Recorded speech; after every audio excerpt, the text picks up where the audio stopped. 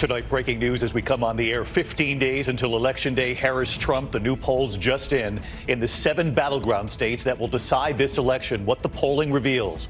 Also tonight, the horrific images, the helicopter crash, 4 dead, including a child, and what the FAA had just signaled days before this crash. And the toxicology report now in after the One Direction singer Liam Payne and his deadly fall. What was in his system? First tonight, Vice President Kamala Harris storming 3 key battleground states tonight: Pennsylvania, Michigan, and Wisconsin. Donald Trump, meanwhile, in North Carolina. Their closing arguments today and what these new polls show tonight. Do either of them have an edge in the battlegrounds that will decide this election? Also tonight, here the horrific helicopter crash in Houston. 4 people killed, including the child. The chopper slamming into a radio tower moments after takeoff. The warning about the lights on that tower just days before the crash. Tonight, new images of the horrific, deadly collapse of a metal walkway to a dock. Nearly 20 people on that dock, including many seniors. When it collapsed into the water, at least 7 people killed. Life jackets thrown into the water. Tonight, the Pentagon investigating a major intelligence leak, classified documents revealing Israel's potential plans to attack Iran, posted online. What the White House is now saying tonight, and when could this retaliation against Iran be coming? In the U.S., the first person on death row in this country for shaken baby syndrome. And what's now happened tonight, the high-profile supporters coming to his defense, including author John Grisham. The toxicology report tonight following the deadly fall of singer Liam Payne and what it reveals, what ABC News has learned tonight. The stage is now set for a dramatic World Series showdown between the Yankees and the Dodgers.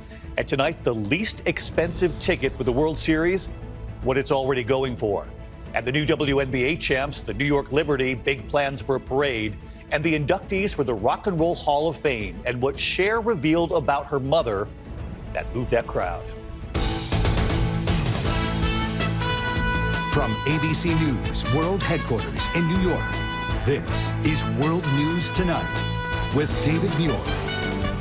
Good evening, and it's great to have you with us here on a Monday night. We begin tonight with the race for the White House, just 15 days to Election Day. Many of you at home likely can't wait until it's over. Tonight, Vice President Kamala Harris and former President Donald Trump, both in the key battleground states that will decide this election. And the new Washington Post poll tonight of the 7 battleground states, a virtual dead heat. Kamala Harris leading in some, Donald Trump leading in others. We'll break down the numbers for you here in a moment. Vice President Harris in 3 different states today, the so-called blue wall. She's in Pennsylvania, Michigan, and Wisconsin, visiting all 3 today and making the case to Republican voters who might not be comfortable returning to Donald Trump.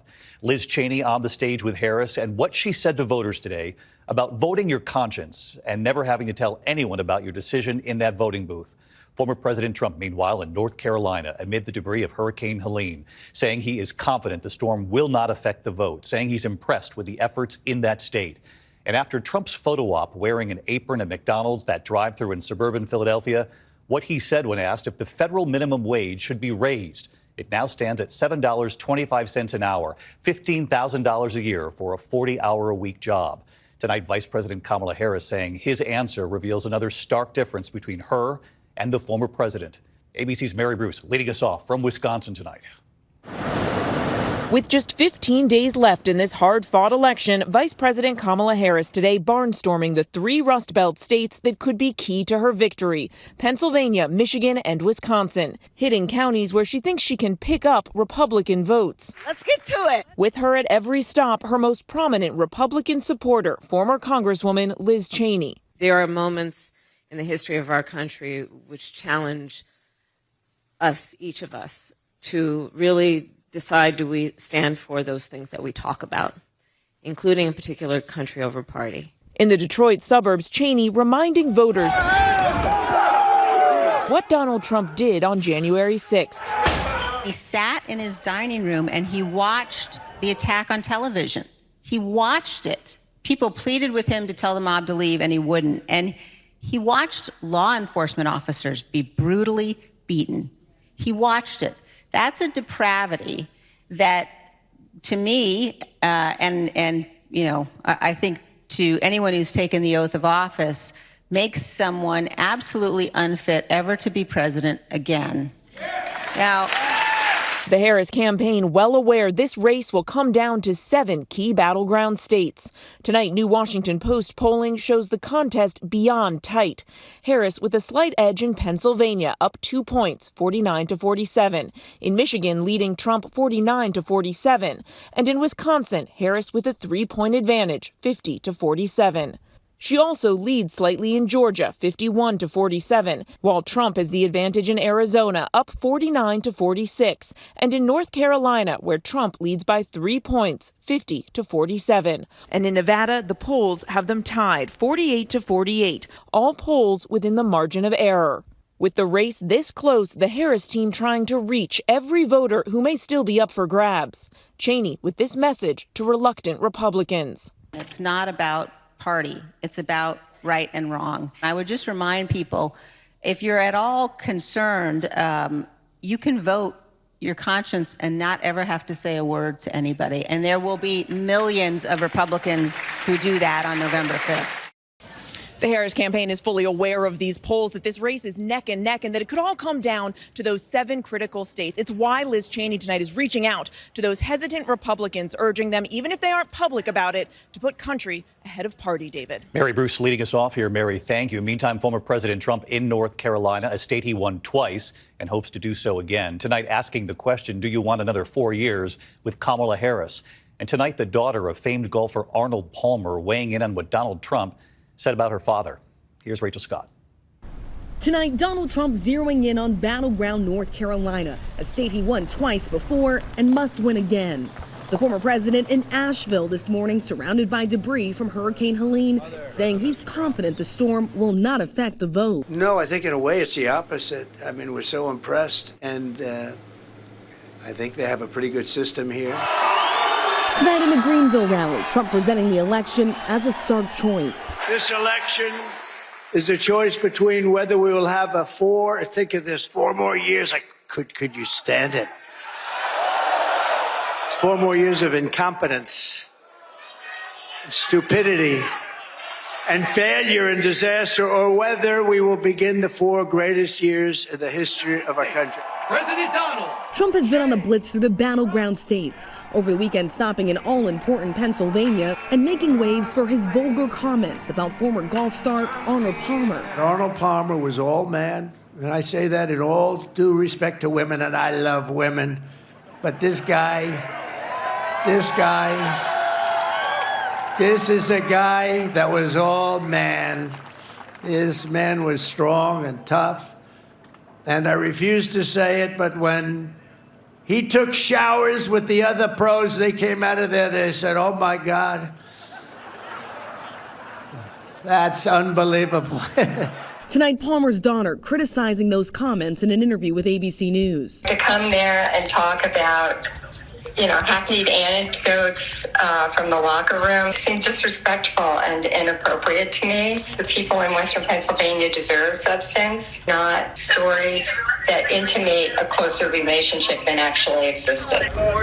And after this photo op at a McDonald's in suburban Philadelphia, Trump working the fry station in the drive-through window. The former president asked whether he would raise the minimum wage, which currently stands at $7.25. Trump only saying this. Well, I think these people work hard. They're great. And I just saw a process that's beautiful. Today, Vice President Kamala Harris calling Trump out. So there is a big difference between Donald Trump and me on a number of issues, including this, where I absolutely believe we must raise minimum wage and that hardworking Americans, whether they're working in McDonald's or anywhere else, should have at least the ability to be able to take care of their family and take care of themselves in a way that allows them to actually be able to sustain their needs.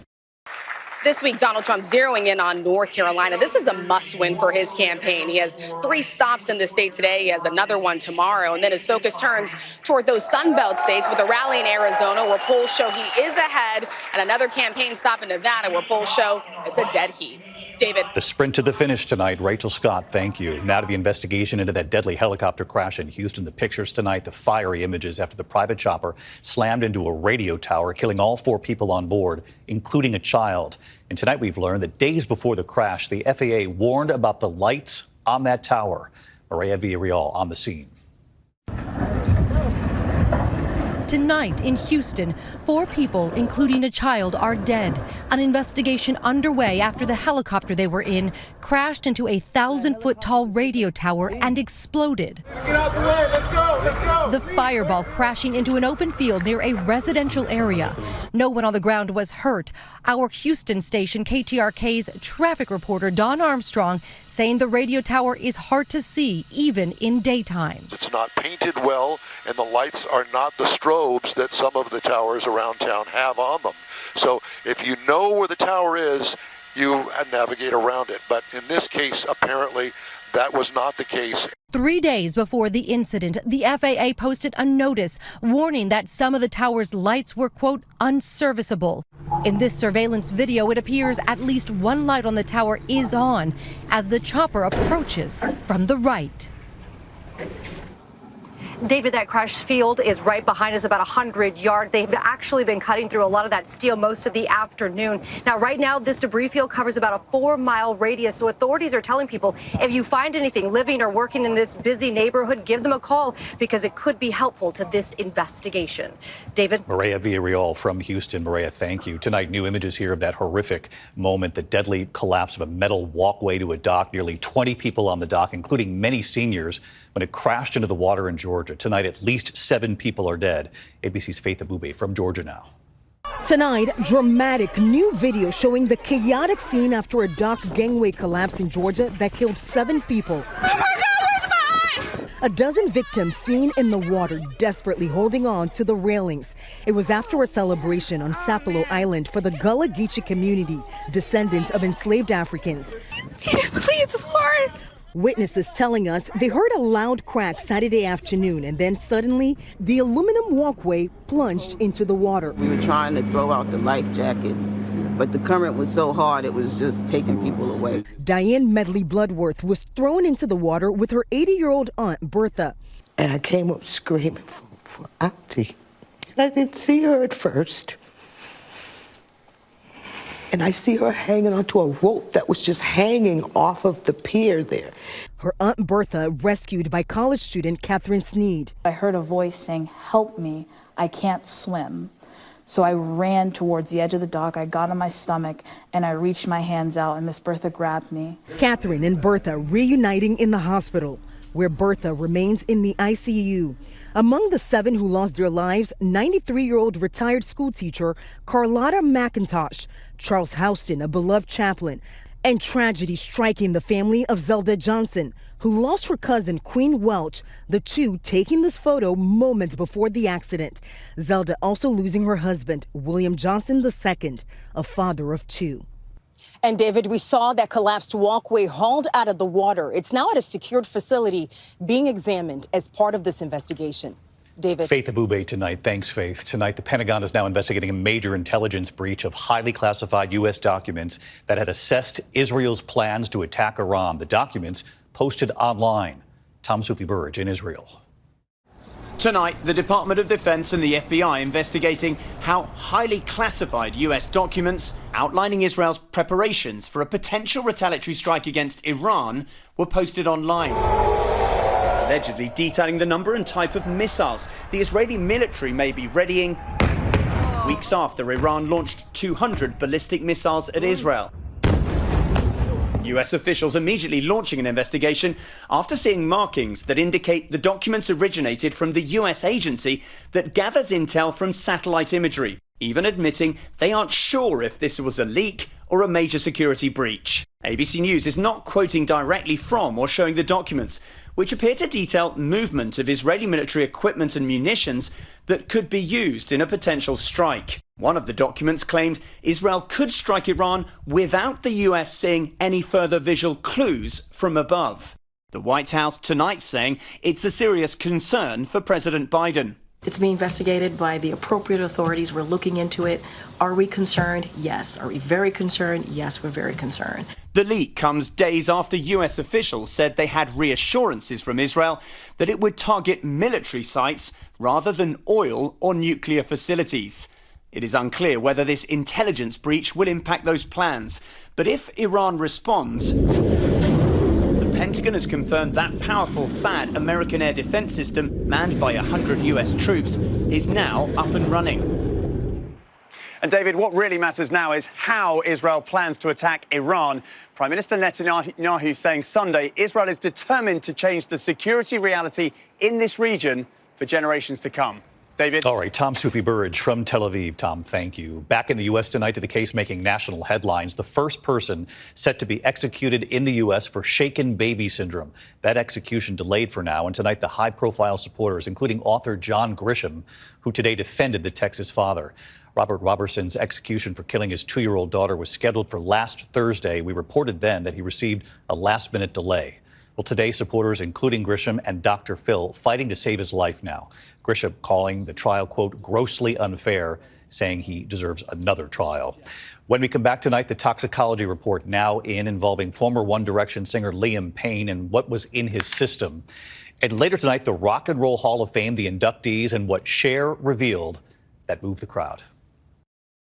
Tonight, ABC News has learned a toxicology report revealing former One Direction singer Liam Payne had a mixture of drugs in his system when he fell to his death from a third-floor hotel balcony in Buenos Aires. Authorities say they found traces of the party drug pink cocaine in his system, along with other drugs. Police previously releasing pictures showing drugs found inside his room, along with a smashed TV. Overseas tonight, King Charles was heckled during his address to Australia's parliament. The king taking his seat after finishing his speech when an Indigenous senator and activist began shouting, "You are not my king." Authorities rushing her from the chamber. It's King Charles's first visit to Australia since becoming king. When we come back here tonight, the World Series, Yankees, Dodgers, and can you guess tonight what the cheapest ticket to the World Series is already going for now? To the index of other news tonight, get ready for a ticker tape parade in New York City. The Liberty winning their first WNBA title in dramatic fashion. An overtime Game 5 victory against the Minnesota Lynx. The city will host a parade for the team that'll be in Lower Manhattan on Thursday. We can't wait. And tonight, tickets are already soaring for the World Series between the Yankees and the Dodgers. The Dodgers eliminating the Mets in Game 6 of the NLCS. New York, of course, beating Cleveland to win the ALCS. Game 1 of the World Series set for this Friday. The most expensive ticket selling online already for $46,000. In the upper deck, you can get the least expensive ticket, still more than $1,200. Hope you can see the game. When we come back tonight, the new inductees into the Rock and Roll Hall of Fame, from Cher to Jimmy Buffett to Mary J. Blige, and what Cher revealed that moved the crowd.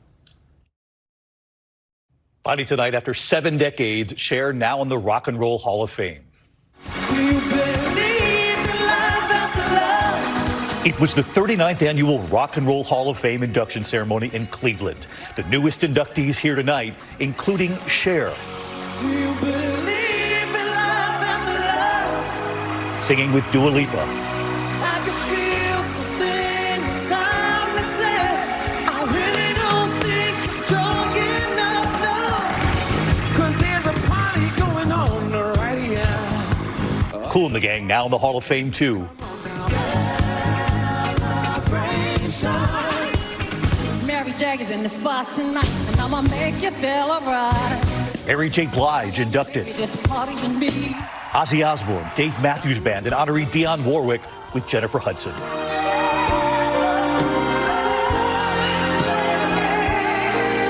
Kelly Clarkson honoring the group Foreigner, original bandmate Lou Gramm joining her.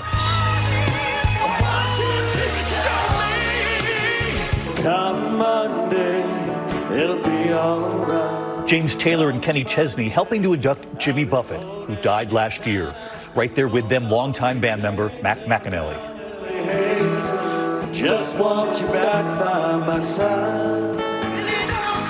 And tonight here, Cher on her 7-decade career and the advice her mother gave her.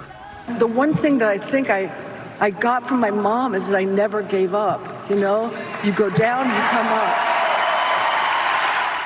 Never give up. Thanks for watching. I'm David Muir. I'll see you right back here tomorrow. Congrats to all the inductees. Thank you for making World News Tonight with David Muir, America's most watched newscast.